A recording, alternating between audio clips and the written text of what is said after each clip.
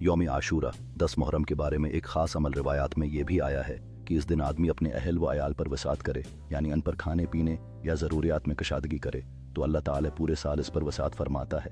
یہ روایت حضرت جابر بن عبداللہ رضی اللہ عنہ سے مروی ہے۔ قال رسول اللہ من وسع علی عیالہ یوم عاشوراء وسع اللہ علیہ سائر سنتہ۔ ترجمہ: جو شخص عاشورہ کے دن اپنے گھر والوں پر رزق میں وسعت کرے اللہ تعالیٰ پورے سال اس پر وسعت فرماتا ہے۔ المعجم الاوسط للطبرانی حدیث 947، شعب الایمان للبیہقی حدیث 366۔ فقہا نے بھی اس کی فضیلت بیان کی ہے۔ امام سخاوی رحمہ اللہ فرماتے ہیں اس حدیث کے متعلق کئی اسانید ہیں اور ان میں مجموعی طور پر قوت ہے۔ امام ابن عینہ رحمہ اللہ نے کہا ہم نے 40 سال سے اس پر عمل کیا تو ہمیں اس کا نتیجہ اسی طرح ملا۔